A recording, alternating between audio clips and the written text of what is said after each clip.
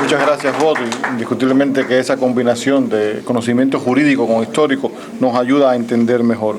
Ahora les voy a presentar lo que Pedro mismo calificó como el plato fuerte de esta conferencia. Es la presentación que nos va a hacer el teniente coronel retirado Octavio Pérez, quien estuvo en el servicio activo desde 1978 hasta el año 92, donde empezó precisamente dentro del ejército en la esfera de la inteligencia, recibió cursos de entrenamiento y después fue profesor de inteligencia aquí en los Estados Unidos, entrenando a militares de otras naciones en la llamada Escuela de las Américas, que como es un excelente analista, lo hemos visto también en programas y lo hemos compartido.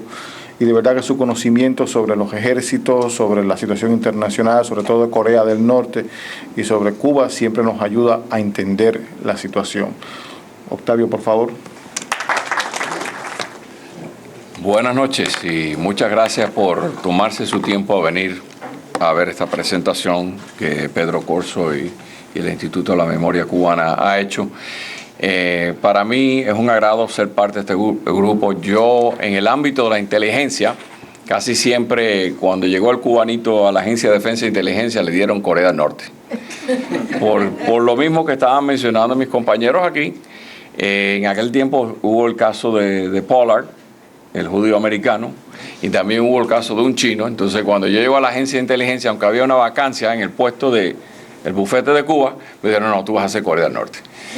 Y ahí fue que empezó mi verdadera historia, hablando al nivel de inteligencia en la Agencia de Defensa e Inteligencia. Pero durante ese tiempo tuvimos mucho tiempo para estudiar lo que fue, acuérdense que los Estados Unidos en el Departamento de Defensa no hace su primer, lo que llama fuerza conjunta, el terrorismo, hasta el 1993, cuando el primer ataque a las Torres Gemelas. Pero sí ocurrieron muchos incidentes de terrorismo, en el cual en los años 80, el Achille Lauro, Leo Klinghoffer, nosotros fuimos a buscar los individuos y dimos con ellos. Desgraciadamente, cuando llegaron a Vicenza, tuvimos que entregárselo al gobierno italiano, que en aquel entonces era socialistón. Y así por el estilo, las barracas de los infantes de Marina, todo eso, el diácono Terry Waite de la iglesia anglicana, nosotros estuvimos, o sea, lo que hicieron sacaban de cada división, y así fue que empezó la lucha contra el terrorismo en los años 70 y 80. Pero vamos a llevarlo en perspectiva a lo que está pasando hoy. Pedro dio un resumen histórico y Bob le siguió llevando de atrás adelante y cómo las consecuencias de esto. Yo lo que quiero es darles el enfoque, cómo es que estos individuos captan, cuáles son los objetivos, porque muchas veces uno dice, no, la red David Panamá que venía a ver aquí a Punta Gorda, el Comando Sur, es un poquito más complicado que eso. Y te lo digo por qué pasa. Especialmente después del 1991, Cuba torna un país donde tiene una carencia económica y resulta que Cuba empieza a usar no únicamente sus servicios como el espionaje directo a objetivos militares, sino también hay otro tipo de espionaje, que es el espionaje industrial, que ese sí paga dinero, ese tiene rentabilidad. Y Cuba también ha hecho su metamorfosis y se ha hecho parte del nuevo espionaje, que es el espionaje cibernético.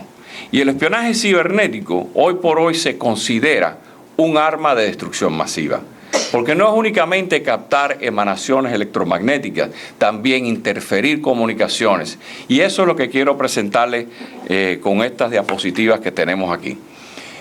Varias veces ya hemos visto, creo que voy a tener que mudarme, porque no funciona el control. Así que, estos son los objetivos. Los objetivos históricos, especialmente del enfoque del Departamento de Defensa, ha sido...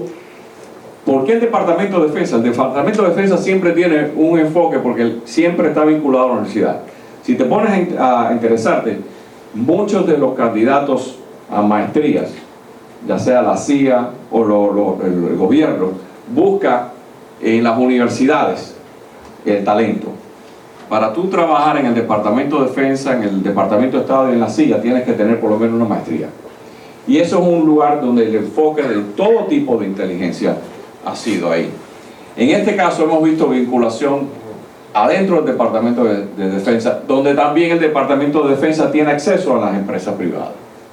Sabemos que durante el periodo de lo que se supo de la red avispa, una de las cosas que estaban buscando es la tecnología stealth, o sea, el cazabombardero F-117. Esa tecnología, ese avión se encontraba en MacDill Air Force Base, en Tampa. También sabemos, el que no se haya percatado, la Florida es un imán para muchas industrias de defensa. La Martin Marietta por muchos años ha estado en Orlando. Todo lo que llaman the Space Coast, la costa espacial, de Melbourne hasta Jacksonville, que este año ya con este último vuelo del transbordador, ahí estaba la tecnología para el transbordador y el viaje espacial. Fíjense que una cosa curiosa que se dice con esto del espionaje, cuando captan, decían, no es una ofensa tener mapas de Nueva York o de Miami, sí, pero ¿qué hacían parte de los miembros de la red avispa con mapas de Houston y Las Vegas? Bueno, en Houston está la NASA. Aparte de Houston tienes acceso a varios puertos, Beaumont en Houston, y tienes casi el 60-70% de todas las petroquímicas, toda la industria petroquímica y de refinerías de los Estados Unidos. Si te vas a Las Vegas, aparte del juego, ¿qué cosa hay en Las Vegas?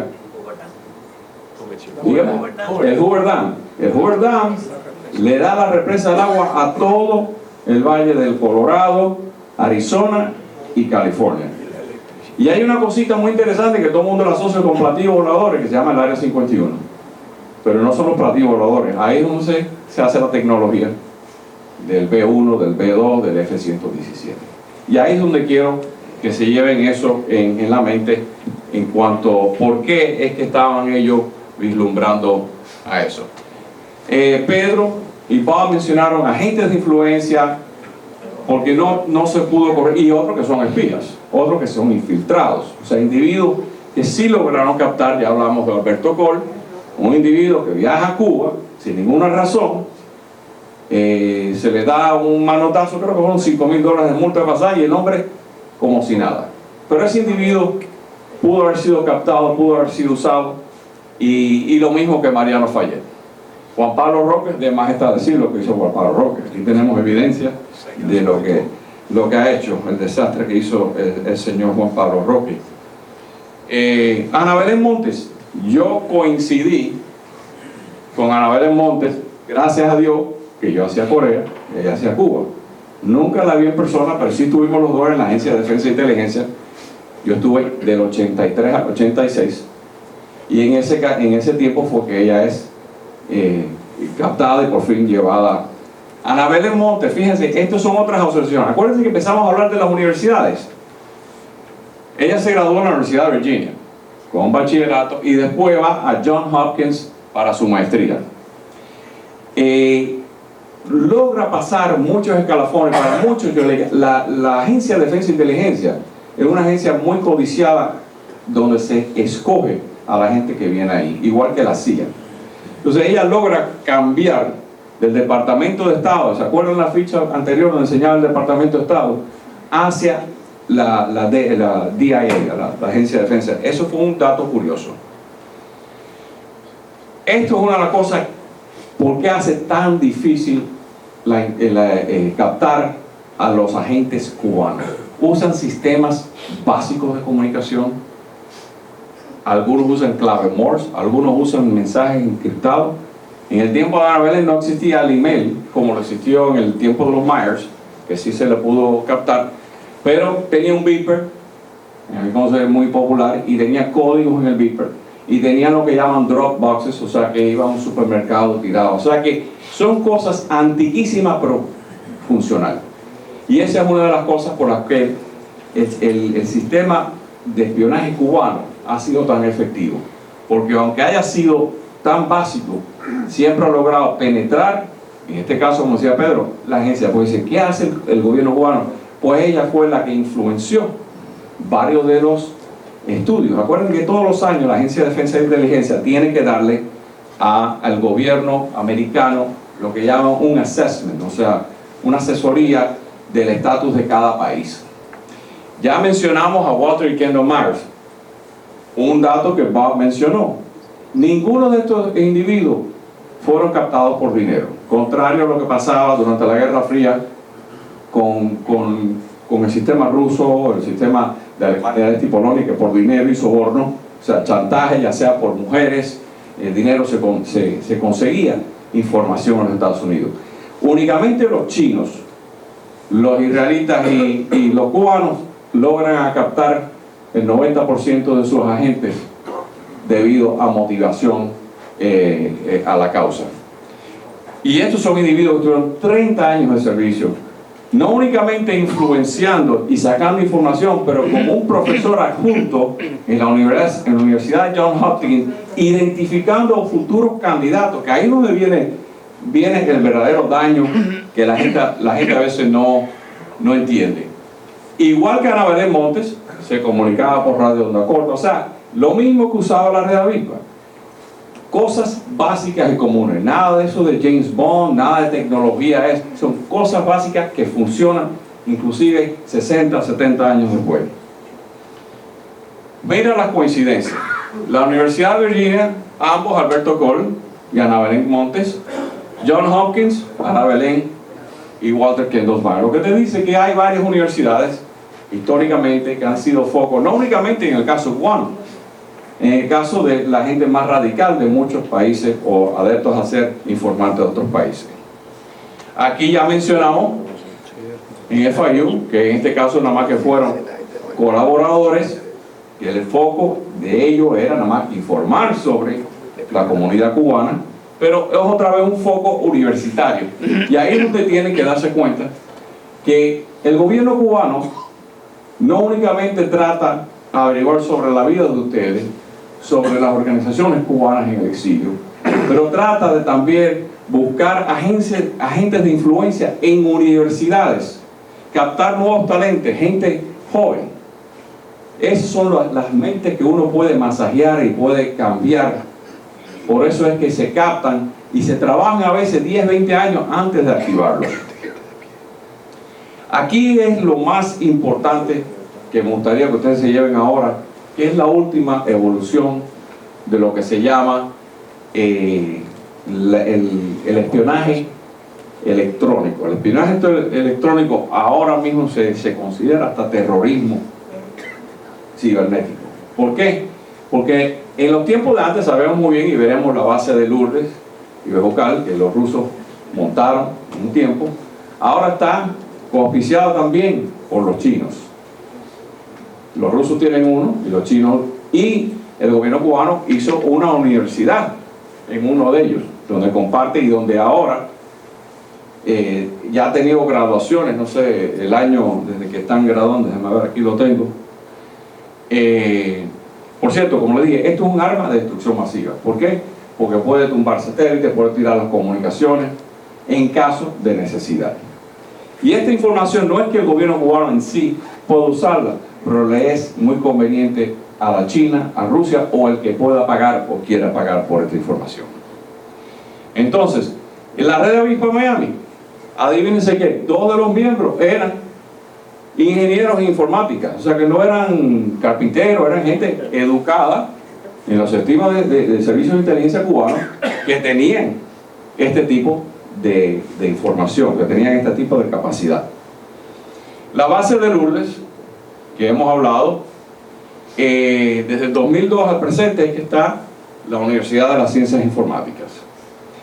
Ahí, eso siempre se usaba para monitorear no únicamente las comunicaciones del Departamento de Defensa, de la cual sabemos, aquí tenemos el Comando Sur de Miami, tenemos MacDill, pero también comunicaciones de todo.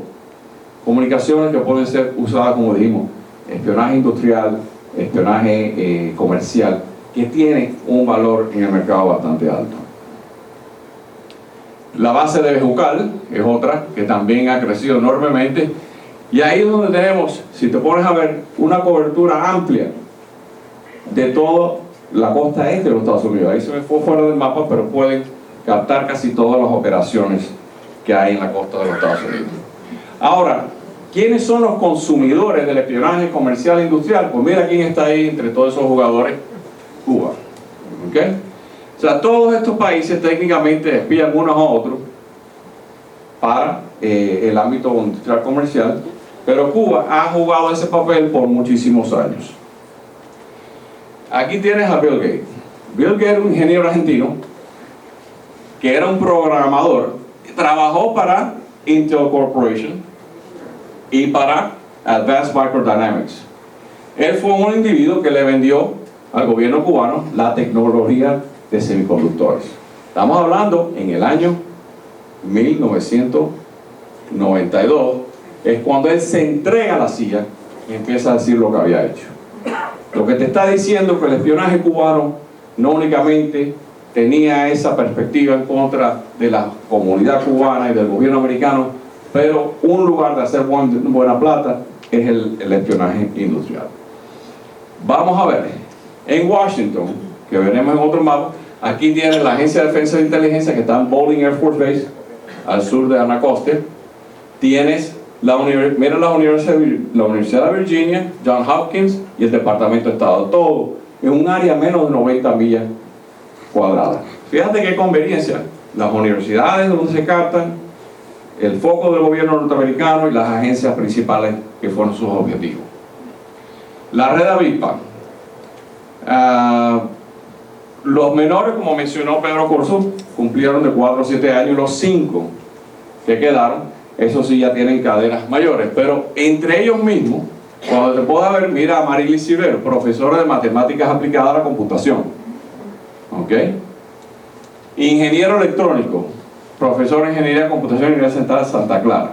En otras palabras, no estamos hablando de gente que no estaba capacitada. Esta gente vinieron a hacer lo que llaman un order of battle, un orden de batalla. ¿Quién era quién en el Comando Sur?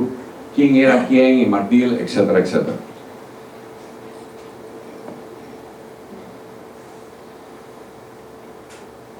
Una de las cosas que Pedro quería que yo hubiera, para que la gente se dé cuenta que con todo y lo que han hecho, aquí a la red de avispa sí se le dio un proceso judicial total. Muchos todavía que tú oyes toda esa propaganda, el jurado, no hubo ni siquiera un cubano, un miembro de la comunidad. Se le dio, tuvo a cargo un juez liberal, un juez de los más liberales que había en la paleta.